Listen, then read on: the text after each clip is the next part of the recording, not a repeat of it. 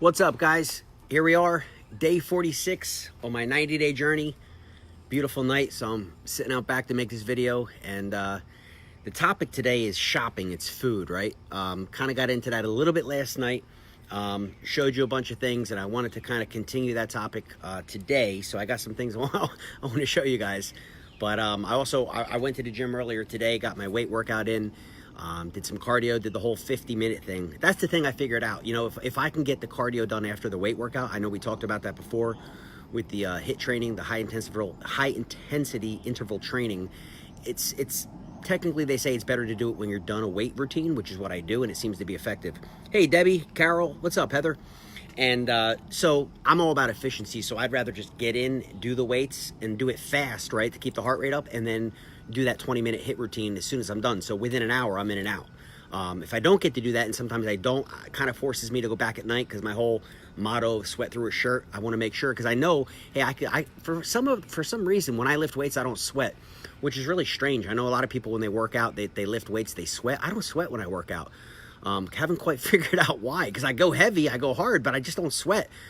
So if I don't get that like endurance going, that cardio where my heart rate is really up, I don't break a sweat.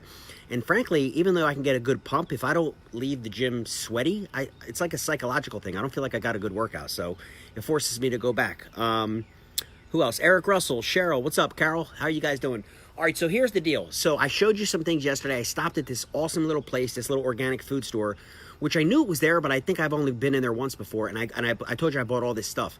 I can't, it's kind of funny. I can't believe how many of you sent me a message. What else did you buy? Like what I do is, and thank you a lot of you for your interaction. You guys, a lot of you send me messages, direct messages here on Facebook, and I appreciate that, because it kind of gives me topics of what to talk about. And yesterday, after the video, so many of you sent me messages saying, what else did you buy? And I think that's a big thing, right? People always want to know, well, I want to eat a low-carb, keto-ish lifestyle, but what do I eat? Do I just eat bacon and eggs all day? No, absolutely not. So I've really been researching this, and I got a bunch of stuff here to show you what I bought. So hopefully this will be helpful. Hey, Sherry, Sylvie, what's up, guys? Who else? Tammy, what's up, Tammy? So basically what I have here is, this is Chef's Cut.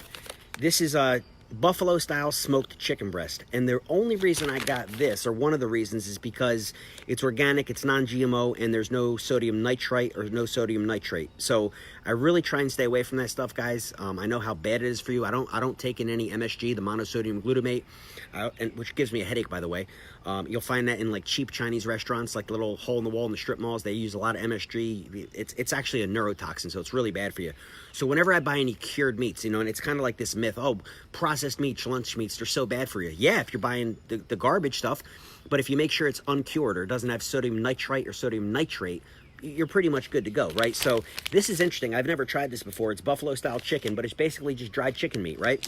What else can I show you? These are sprouted organic pumpkin seeds with sea salt. I always read the labels. I'm big into labels. I always check how many carbs, right? How many fibers are in it, because you subtract the fiber from the carb count, and that gives you what's called your net carbs. So for example, this only has 3 carbs in a serving. There's 2 fibers, so there's 1 net carb, which is nothing, right? Sugars, 0. So there's 0 sugar.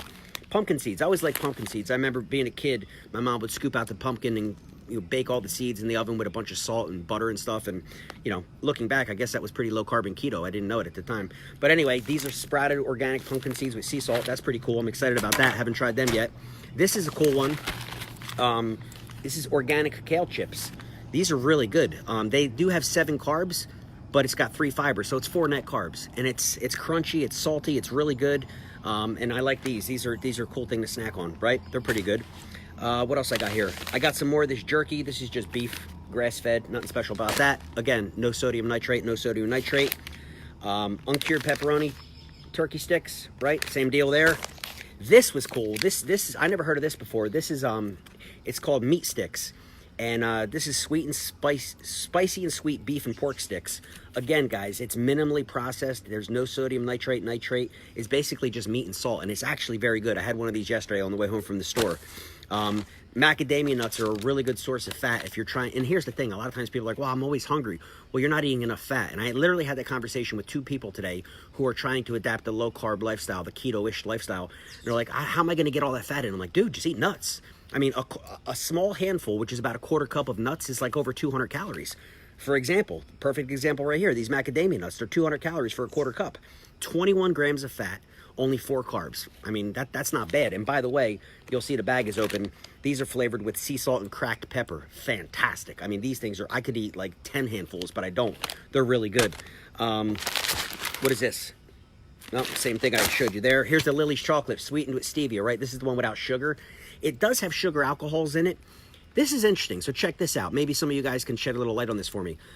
I've been testing my ketone levels, right, with the pea sticks, and it seems, I could be crazy, but it seems when I eat this chocolate, even though there's no sugar in it, that it knocks me out of ketosis, even though I'm there drinking my drink. I read on the internet that this stevia stuff, which is, I guess it's some type of sugar substitute, but it's not the chemical stuff. It's supposed to be a natural sweetener, but I heard it can kick you out of ketosis and actually raise your blood sugar levels. I think it might be true. Or maybe I'm just eating too damn much of it. I don't know. But I've been peeing on the stick and it's not red. And I kind of got used to looking at that stupid stick. And so I am going to get the blood test where you prick your finger like a diabetic would. And that's the most accurate way. I just got to order that for Amazon. And I think I'm going to get the one Thomas DeLauer recommends. I think it's called keto something. I don't know. Anyway, but this is really good. But I may have to stop eating it because if it doesn't fit my goals. Another thing I saw is when people like to throw in protein shakes and these organic cacao nibs. These are really good. It's known as a superfood. It's only 1 gram of carb, no sugar, and it's basically like chocolate, cacao nibs, energy boosting superfood. It's organic, non-GMO, gluten-free. So that's something pretty cool. And then also a little sweet little treat I found here. Check this out. Chunky Dunkies. This is a no sugar cashew lemon cream little cookie type thing, right? Really good. And if you check it out, there's only 4 carbs and 1 gram of sugar. So sometimes with my coffee, I mean, I have a sweet tooth, I guess. I like these something sweet. And these things I found, and they're really good. 79 calories, 80 calories for one. And they're only like that big, right? But pop one or two in your mouth. As long as it meets your needs for the day, calorie and macro-wise, you're good. Now, here's the thing. Check this out. I thought I was doing the right thing, and I bought these. I mean, wouldn't you think the same thing? Look at these. Garden of Eatin'. Grain-free, real big, right? It says grain-free. Everything seasoning, like from an everything bagel. And I thought they're like grain-free chips. I'm like, oh, this is cool. Come to find out, check this out. I thought to myself, it's not a big deal. They're not tortilla chips. I could eat them. And maybe this is why I'm not in ketosis either. It says there's 16 carbs and only 2 fibers. So I figure 14 carbs. Well, I'm eating up to 50 a day, and that hasn't been hurting me. But I think this is a problem, and here's why. When I started reading the bag, literally right before I made this video, check this out.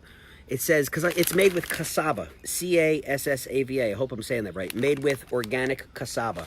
I never even knew what cassava was, but here's what it says. Cassava, also known as yucca, is a starchy root. Well, starch. We want to stay away from starch, right? A starchy root vegetable that is a major staple carbohydrate in various countries. Boom, there's my answer. This right here, man, it's jacking my blood sugar through the roof. It's raising my glucose levels, and I don't even need to test it to know that because what's in the ingredients. So I'm gonna give these to my kids. I'm not eating. Let's put these aside. I'm not eating those anymore. But yeah, I mean, this is it. And so these are my favorite, by the way, man. I'm so tempted to rip into this bag and eat some more of those, but I'm not going to. But yeah, and that's kind of it. A lot of the staples that I do eat, guys, is like I'll have like I told you, like the uncured salami or pepperoni or something like that. I heat it up in a pan with a little bit of ghee, the clarified butter, and then I'll put in I put in like some spinach or kale, baby spinach or kale mix, like 2 cups, wilt it down, toss it all up, and then I throw 3 whole eggs on top of that. I stir it all up. It's like a little frittata type thing. Fantastic, right? It's very calorie dense though. Depending on how much of that sausage or pepperoni I use, it could be up to 700 calories just for my first meal of the day. But once again, because I do intermittent fasting and I'm only eating in a 6-hour window, I basically fast until 1 p.m. and I stop eating at 7. So as long as I hit my calories, which I'm targeting 16 to 1800 a day in that window, I'm good. But sometimes I'll be like, damn, I had 900 calories for my first meal, and it kind of screws me up the rest of the day, if you know what I mean. But anyway, like I said, we're more than halfway through this journey, this 90-day journey. Today's day 46, and I'm feeling good, I mean, I don't really care what the scale says. I haven't checked in probably about 8-9 days. I will check this coming Monday. I don't really care about the pea sticks because I'm not trying to be full keto. Working out, 4 or 5 days a week, eating a low-carb lifestyle, I'm feeling good, and I'm starting to see results. I'm starting to get some people around, like my barber, who else? One of my son's friends is an example, right? Different people in my life, like, wow, you losing weight? And I guess because my face is getting thinner. I didn't realize looking back to day one and some other pictures how bloated my face was, and I think a lot of that was due to alcohol. I cut out all alcohol for these 90 days, and when I do go back, I'm going to be very limited with my alcohol. I'm not saying I'm never going to drink again, but I'm very limited, right? Very limited, maybe once a week or something like that, because drinking 3, 4, 5, 6 times a week, you just carry a lot of water weight, guys. I mean, you get that bloated face look, and it's finally gone, and frankly, I don't want to ever bring it back.